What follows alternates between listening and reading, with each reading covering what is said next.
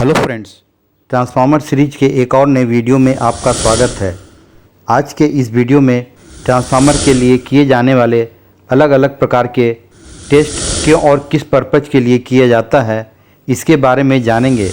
तो चलिए आज का वीडियो शुरू करते हैं।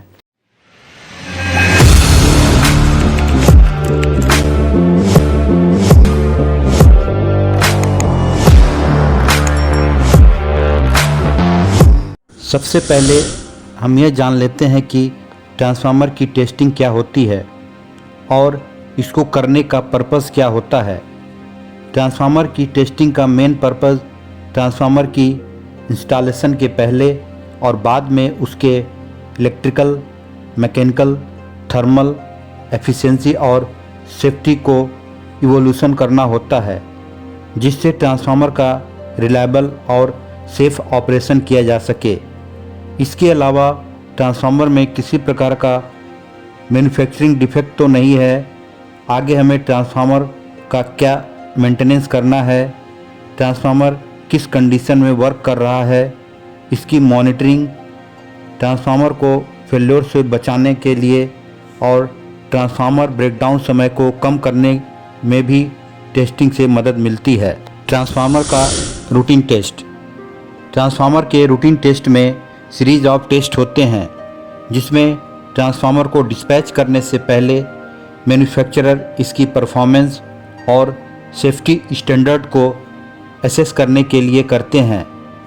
यह टेस्ट सीरीज़ ट्रांसफार्मर के डिज़ाइन स्पेसिफिकेशन को वेरीफाई करने, मैन्युफैक्चरिंग डिफेक्ट का पता लगाने और रिलायबल ऑपरेशन के लिए ज़रूरी है।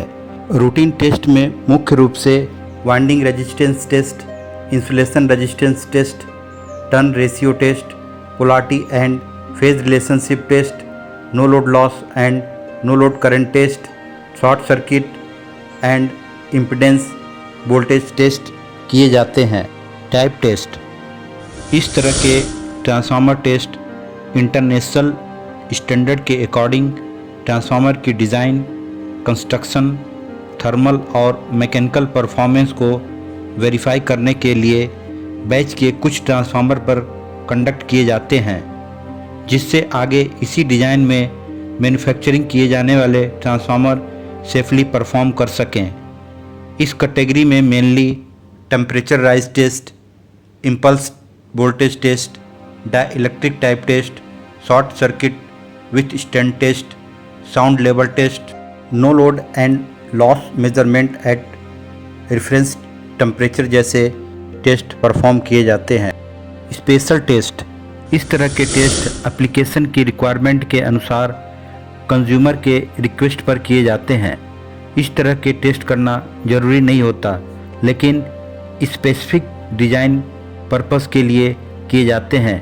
इस कैटेगरी में mainly partial discharge test, capacitance and dissipation factor test, frequency response analysis, sweep frequency response analysis, oil dielectric strength test, magnetic balance test, leakage current test, SFRA sweep frequency response analysis, vector गुड verification जैसे test perform किए जाते हैं।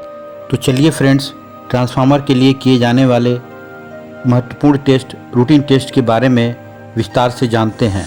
Transformer winding resistance test. Transformer की primary और secondary winding के resistance को measure करने के लिए इस टेस्ट को किया जाता है। इस टेस्ट को परफॉर्म करने से हमें ट्रांसफार्मर वाइंडिंग के इलेक्ट्रिकल कनेक्शन ठीक तरह से हैं कि नहीं, ट्रांसफार्मर की वाइंडिंग के टर्न्स ओपन या शॉर्ट सर्किट तो नहीं हैं, और टेप चेंजर के कॉन्टैक्ट ट्रांसफार्मर वाइंडिंग के साथ ठीक से कनेक्ट है कि नहीं पता लगाने में मदद मिलती है। ट्रांसफार्मर वाइंडिंग रेजिस्टेंस टेस्ट को करने के लिए 1 से लेकर 10 एम्पीयर तक DC current, micro ohm meter या केल्विन 4 वायर जैसे टेस्ट मीटर का यूज़ करके ट्रांसफार्मर वाइंडिंग में अप्लाई किया जाता है, और इन वाइंडिंग्स में वोल्टेज ड्रॉप को मेज़र किया जाता है। वोल्टेज और करंट की वैल्यू मीटर से लेकर ओम्स लॉ फार्मूले से रेजिस्टेंस कैलकुलेट कर लेते हैं। यदि मैन्युफैक्चरर स्पेसिफिकेशन से रेजिस्टेंस की वैल्यू ज़्यादा आती है तो ट्रांसफार्मर वाइंडिंग में या तो लूज कनेक्शन हो सकता है या वाइंडिंग में किसी तरह का डैमेज हो सकता है, या तो टेप चेंजर में भी किसी तरह का फॉल्ट भी हो सकता है। ट्रांसफार्मर की फेज वाइंडिंग्स में रेजिस्टेंस अनबैलेंस होने का मतलब भी वाइंडिंग में किसी प्रकार के डैमेज को इंडिकेट करता है।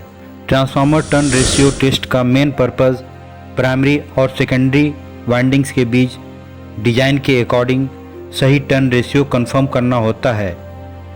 इस टेस्ट से यह भी पता लगाया जा सकता है कि ट्रांसफार्मर की वाइंडिंग कहीं शॉर्ट सर्किट या ओपन तो नहीं हो गई है, आपस में वाइंडिंग के कनेक्शन इनकरेक्ट तो नहीं है, टेप चेंजर में किसी तरह का फॉल्ट तो नहीं है। यह test transformer turn ratio meter का यूज़ करके किया जाता है, जिसमें मीटर के प्राइमरी लीड को हाई वोल्टेज साइड और सेकेंडरी लीड को लो वोल्टेज साइड में सही पोलैरिटी और फेज सीक्वेंस में कनेक्शन कर लिया जाता है। यदि डिज़ाइन के अकॉर्डिंग टर्न रेशियो है तो ट्रांसफार्मर प्रॉपरली फंक्शन करेगा। कम या ज़्यादा टर्न रेशियो होने पर वाइंडिंग के टर्न शॉर्ट या ओपन होने के चांसेस होते हैं, या तो वाइंडिंग में किसी और भी प्रकार के डिफेक्ट को इंडिकेट करता है। ट्रांसफार्मर टर्न रेशियो करने के लिए हाई वोल्टेज में लो वोल्टेज 10 से लेके 100 वोल्ट अप्लाई किया जाता है और सेकेंडरी वाइंडिंग में इंड्यूस वोल्टेज को मेज़र कर लेते हैं और transformer turn ratio N1/N2 = V1/V2 से कैलकुलेट करके डिज़ाइन वैल्यू से कंपेयर कर लिया जाता है। यहाँ V1 अप्लाई वोल्टेज और V2 सेकेंडरी इंड्यूस वोल्टेज है। ट्रांसफार्मर का फेज रिलेशन टेस्ट मुख्य रूप से हाई वोल्टेज और लो वोल्टेज वाइंडिंग के बीच फेज डिस्प्लेसमेंट का पता लगाने के लिए किया जाता है। इस टेस्ट को करने के लिए हाई वोल्टेज साइड में 415 वोल्ट AC अप्लाई करके सेकेंडरी साइड में लाइन टू लाइन और लाइन टू न्यूट्रल वोल्टेज को मेज़र करते हैं और मैन्युफैक्चरर नेम प्लेट के स्पेसिफिकेशन के हिसाब से हाई वोल्टेज और लो वोल्टेज फेज सीक्वेंस और vector phase shift phase sequence meter का यूज़ करके कंपेयर कर लेते हैं। ट्रांसफार्मर का नो लोड टेस्ट मुख्य रूप से कोर में होने वाले लॉस और मैग्नेटाइजिंग करंट को नापने के लिए किया जाता है जब इसकी सेकेंडरी वाइंडिंग ओपन हो। इस टेस्ट को करने के लिए ट्रांसफार्मर के प्राइमरी साइड में 0 से रेटेड वोल्टेज धीरे धीरे अप्लाई करते हैं और सेकेंडरी वाइंडिंग को खुला रहने देते हैं। प्राइमरी साइड में कनेक्टेड वोल्ट मीटर, एम्पियर और वाट मीटर का यूज़ करके applied voltage, no load current, no load loss को मेज़र कर लेते हैं। आमतौर पर नो लोड करंट ट्रांसफार्मर के रेटेड करंट के 4 से 5% होता है।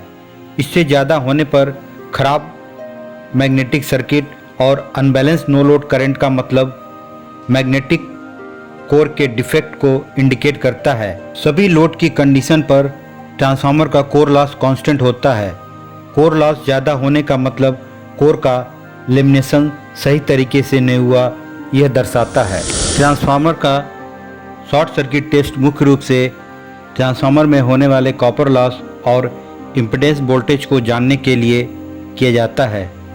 इस टेस्ट को करने के लिए प्राइमरी वाइंडिंग में वेरिएबल AC वोल्टेज आमतौर पर रेटेड वोल्टेज का 5 से 10% अप्लाई करके सेकेंडरी वाइंडिंग को मोटे कंडक्टर से शॉर्ट कर देते हैं।